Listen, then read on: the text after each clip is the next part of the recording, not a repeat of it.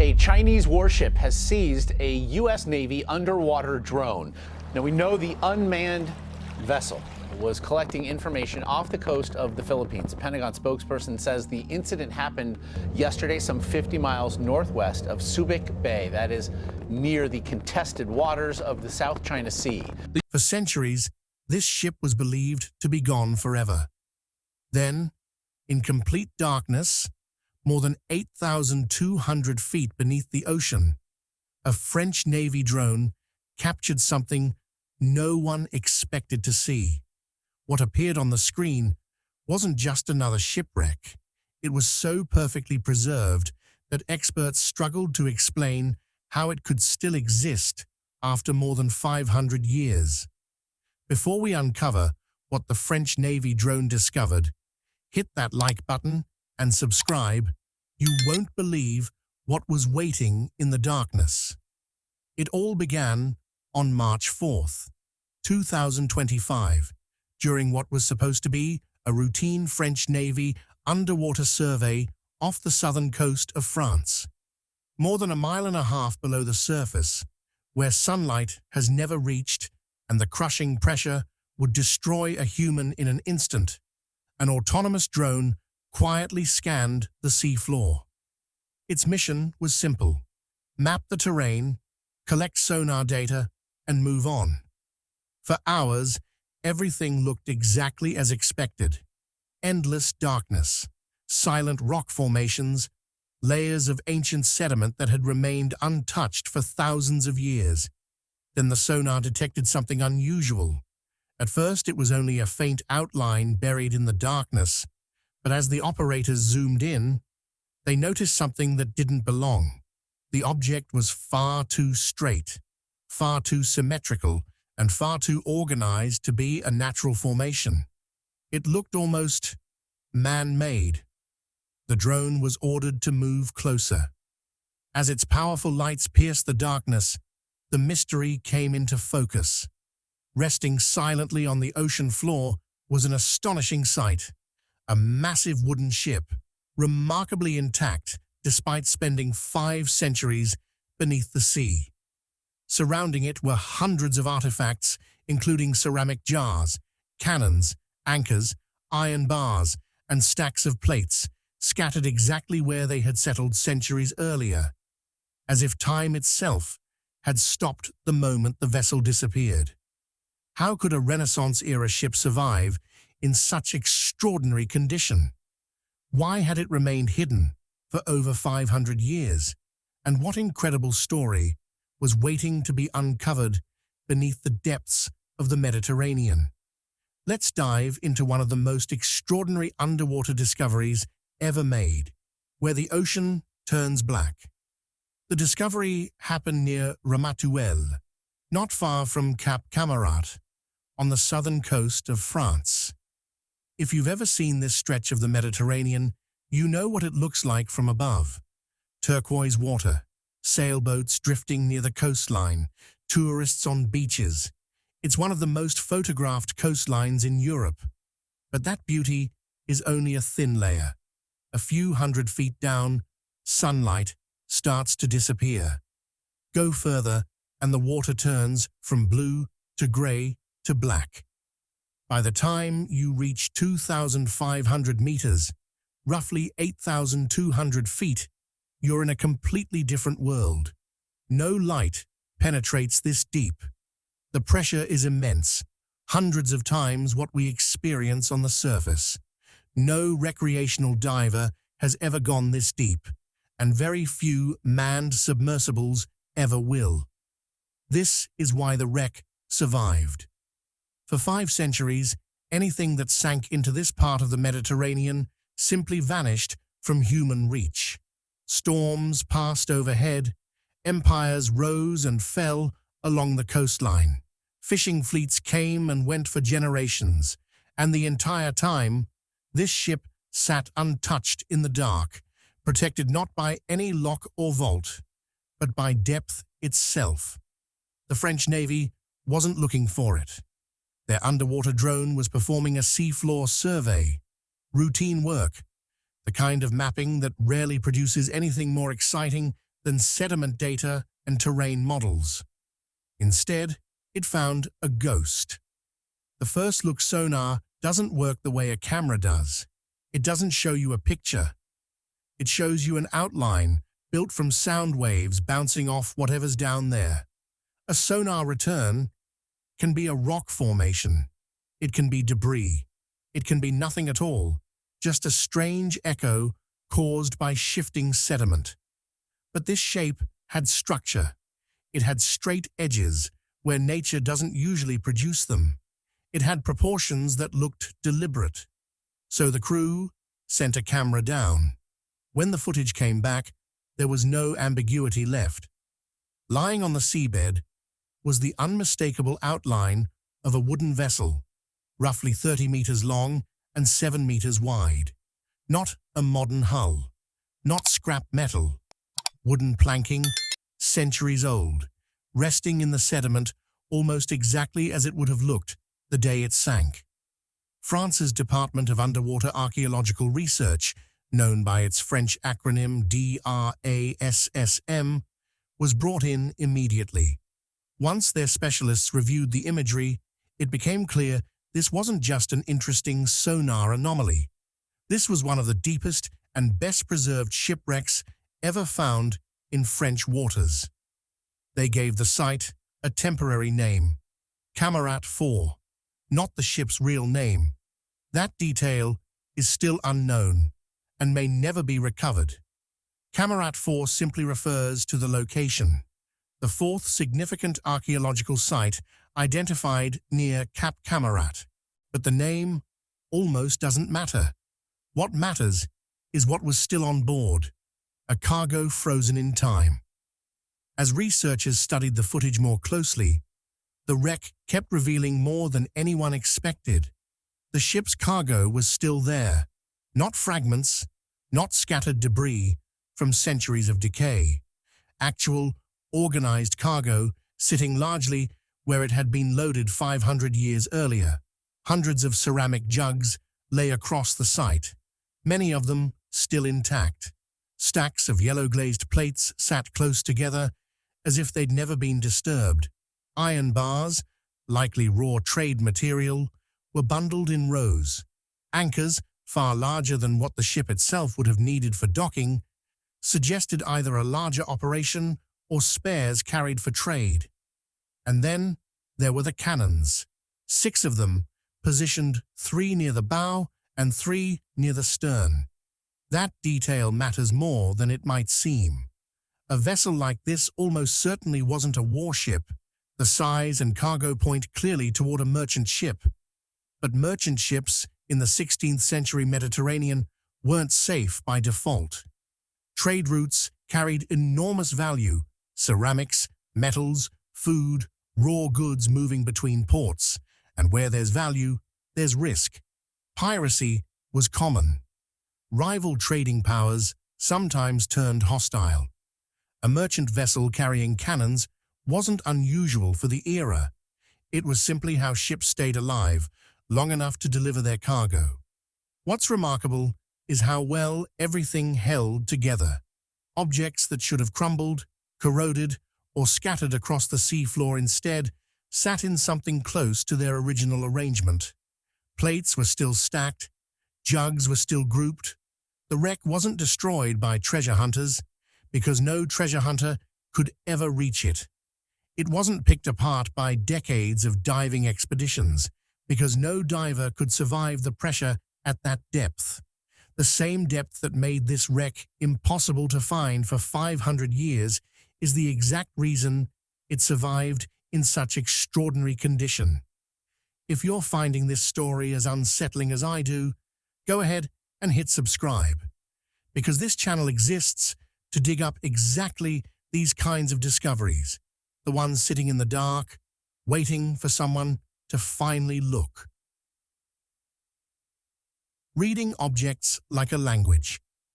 To understand why archaeologists were so captivated by this cargo, you have to understand something about how underwater archaeology actually works. A shipwreck isn't just a pile of old things. It's a frozen moment. Every object's position relative to every other object carries information: where it was stored, how it was packed, what it was worth, sometimes even how the ship was moving in its final seconds. Take the ceramic jugs. On most wrecks, this old ceramics survive only as broken shards, a puzzle scattered by centuries of current, sediment shift, and marine life. But here, dozens of jugs were found essentially whole, some still upright, some leaning against each other exactly the way they would have been packed for a voyage. That tells researchers the ship settled onto the seafloor gently, rather than breaking apart violently on the way down. It suggests the vessel likely stayed largely intact until it touched bottom. The yellow glazed plates tell a different story. Their style and glaze pattern are consistent with pottery workshops known to have operated in northern Italy during this period, which is part of why researchers suspect a Ligurian origin. Ceramics like these weren't cheap souvenirs. They were traded goods, likely destined for wealthier households or resale in another port. Then there's the iron. Raw iron bars, sometimes called billets, were one of the most commonly traded commodities in the Mediterranean during this era. Iron meant tools, weapons, construction material, ship repair. A cargo hold full of it suggests this ship wasn't just carrying luxury goods, it was carrying the raw material of an entire regional economy. And the anchors are their own mystery. Ships typically carried more anchors than they needed for a single voyage, spares in case one was lost or damaged, or additional units meant for sale at the next port. Multiple anchors found near the wreck suggest this vessel may have been better equipped than a small, casual trading ship, hinting at a longer or more ambitious route. Put all of it together: ceramics, iron, spare anchors, 6 defensive cannons, and a picture starts to form. This wasn't a small coastal trader hopping between nearby harbors. This was likely a serious commercial operation, moving valuable goods across a meaningful stretch of the Mediterranean, prepared for the real possibility of trouble along the way. Piecing together a ghost ship. Where did this ship come from, and where was it going? Early analysis of the cargo, particularly the style of the ceramics, points toward northern Italy, possibly the Ligurian coast. That fits with what historians already know about Mediterranean trade in the 1500s. Ports across Italy, France, and Spain were constantly exchanging goods: ceramics, metal, food supplies, construction materials. A ship like this could easily have departed an Italian harbor loaded with cargo, intending to reach a destination somewhere along the French or Spanish coastline. But somewhere in that voyage, something went catastrophically wrong. Nobody knows exactly what happened. There's no surviving record, no logbook, no witness account that ties directly to this specific vessel. Researchers can only work backward from what the wreck itself tells them. Maybe it was a storm. The Mediterranean, despite its reputation for calm blue water, has produced violent, fast-forming storms for as long as ships have sailed it. Maybe there was structural failure, a slow leak that eventually became unmanageable. Maybe the crew never even had time to react. What we do know is this: whatever happened, it happened fast enough, or violently enough, that nobody stopped to save the cargo. 500 years later, it's all still down there. And then there's the detail that's confused researchers the most. The rear section of the ship appears strangely empty. For a merchant vessel, that's unusual. Cargo space was valuable. Every inch of a trading ship would typically be loaded with goods, because empty space meant lost profit. So why does part of this wreck look like it's missing something? There are a few possibilities. Maybe that section carried organic material, textiles, food, rope, anything that would decompose over 5 centuries and leave no visible trace. Maybe part of the cargo shifted or scattered during the sinking, ending up buried under sediment nearby, waiting to be found in a future survey. Or maybe the ship simply wasn't carrying a full load on this particular voyage. For now, nobody can say for certain. And that uncertainty is part of what makes this discovery so compelling. It isn't a story with a tidy ending. It's a 500-year-old question that modern technology only just discovered how to ask. Why this depth changes everything. To understand how rare this find really is, it helps to know something about the history of shipwreck discovery in general. Most shipwrecks that get found and studied, the famous ones, the ones that end up in documentaries and museum exhibits, tend to sit in relatively shallow water. A few dozen meters, maybe a couple hundred at most. That's the range where recreational and technical divers can operate, where sunlight still occasionally reaches, where marine archaeology has spent most of the last century building its expertise. Once you cross into deep water, the kind measured in thousands of feet rather than tens of meters, everything about the process changes. You can't send a diver down to look around and report back. You're relying entirely on remotely operated vehicles, sonar arrays, and camera systems that have to be lowered on cables thousands of feet long, fighting pressure, cold, and near total darkness the entire way down. This is part of why so few deep-water wrecks have ever been properly documented. It's not that they don't exist, it's that finding them requires either an extraordinary amount of luck, like what happened here, or an enormously expensive, targeted search. Most of the deep ocean floor has still never been mapped in any real detail. Some estimates suggest humanity has surveyed less of the deep sea floor than it has of the surface of Mars. That's the context that makes Camarat 4 so remarkable. It wasn't found because someone was searching for a lost Renaissance trading ship. It was found by accident during a routine terrain survey by a drone that happened to notice a shape that didn't fit the pattern of the sea floor around it, which raises an unsettling question. How many more wrecks like this are still out there? Ships that sank centuries ago, drifted into deep water, and have simply never been stumbled upon. The Mediterranean alone has been one of the busiest trade corridors in human history for over 3,000 years. Countless vessels never made it to port. Most of them are presumed lost forever, not because they don't exist, but because they're sitting in exactly the kind of darkness that swallowed this one, waiting for a sonar operator who happens to be looking in the right place at the right moment. How do you study something you can't touch? Here's the challenge with a wreck like Camarat 4. You can't simply send divers down to examine it piece by piece. At more than 8,200 feet, human divers are completely out of the question. Even most manned submersibles aren't built to comfortably or repeatedly operate at that depth. So how do you study a shipwreck you can never physically visit? The answer is digital reconstruction. Researchers plan to build a complete, highly detailed 3D model of the entire site, sometimes called a digital twin. Using remotely operated cameras and sonar imaging, they can capture every object, every plank, every gap in the wreck's structure with enough precision to recreate the entire site virtually.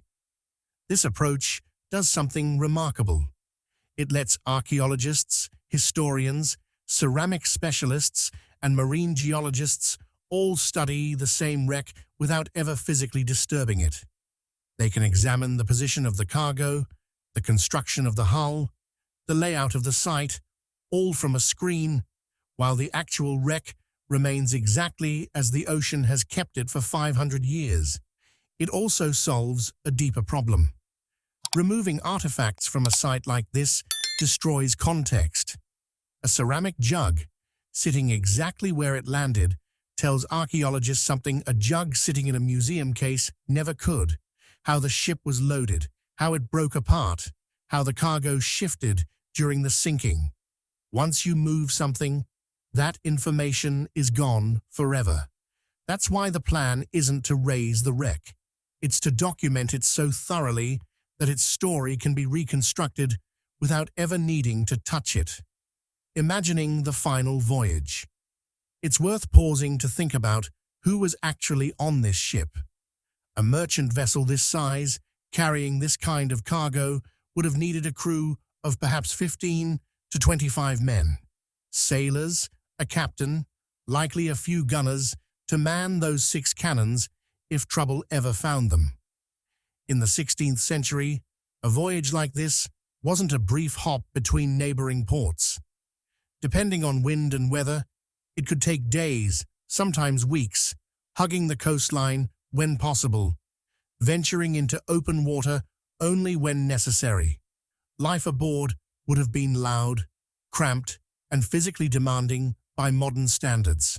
No refrigeration, no reliable weather forecasting, no way to call for help if something went wrong. Just a wooden hull, a hold full of valuable cargo, and a crew whose survival depended entirely on their own skill and a fair amount of luck. For most of history, we know almost nothing about the ordinary sailors who crewed ships like this one. Wealthy merchants and officials got their names recorded in ledgers and letters. The crew rarely did. Whoever was aboard this particular vessel, whoever packed those ceramic jugs, whoever coiled the rope near those spare anchors, whoever loaded the cannons in case pirates appeared on the horizon, their names are almost certainly lost to history entirely. And yet, in a strange way, this wreck gives them back a voice they never had in any surviving document. Every jug, every plate, every iron bar is a small piece of testimony about how they lived and what their work looked like day to day. Archaeology doesn't just recover objects. Sometimes it recovers people who history otherwise forgot completely. That's part of why researchers are being so careful with this site. It isn't just a shipwreck. It may be the closest thing we ever get to a first-hand account of ordinary Mediterranean trade during this period, written not in words, but in cargo. Even here, we left something behind. But there was another discovery down there, something that had no business existing next to a 500-year-old shipwreck. Modern trash. Cameras surveying the site picked up plastic bottles, discarded cans, fragments of fishing net, ordinary, forgettable pieces of modern waste, sitting on the seafloor beside a Renaissance-era trading vessel. Think about what that actually means. This location is more than 1.5 miles beneath the surface. It took a military-grade drone and a specialized survey mission just to lay eyes on it. And yet, even here, in one of the most remote, inaccessible places on the entire planet, human waste had already arrived first. It's almost impossible to reconcile. A ship that took 5 centuries and a chance sonar anomaly to rediscover, sharing its resting place with plastic that took decades, maybe less, to sink to the same depth. The ocean protected this wreck from human hands for 500 years, but it couldn't protect itself from what we've been sending down there far more recently. What this discovery actually means. It's easy to look at Camarat 4 as just another old shipwreck story. Interesting, but distant. Something confined to history books and archaeological journals. But that misses what makes this find genuinely significant. This wreck represents one of the deepest, best-preserved shipwrecks ever discovered in French waters, arguably one of the most intact merchant vessels from this era found anywhere. Its condition offers researchers something incredibly rare, a near-complete snapshot of Mediterranean trade at a specific moment in the 16th century, uncontaminated by centuries of looting, diving, or natural disturbance. At the same time, its discovery highlights something uncomfortable about the present. Even the deepest, darkest, most untouched corners of our oceans are no longer truly untouched. If plastic waste can reach 8,200 feet, there's likely nowhere left on Earth that hasn't been affected in some way by human activity. Kamarat 4 sits at the intersection of these two truths. It's a message from a world 500 years gone. Merchants, sailors, trade routes, cannons carried for protection rather than conquest. And it's a mirror held up to the world we live in now, one where even the deepest silence on the planet isn't immune to what we leave behind. The story isn't over. For nearly 500 years, this ship simply didn't exist as far as the world was concerned. No fisherman ever snagged a net on it. No diver ever swam past it. No satellite, no sonar. Nothing had ever confirmed it was there, until a drone doing routine survey work happened to notice a shape that didn't belong. Researchers are still in the early stages of understanding what they've found. The digital modeling process will take time. The full inventory of the cargo hasn't been completed. The identity of the ship, its home port, its intended destination, the true cause of its sinking, all of that remains unknown, at least for now. But that's exactly what makes a discovery like this so powerful. It's not a closed case. It's an open one, sitting in the dark, waiting for the next piece of technology, the next expedition, the next careful pass of a camera to reveal a little more. Because sometimes the ocean doesn't destroy the past.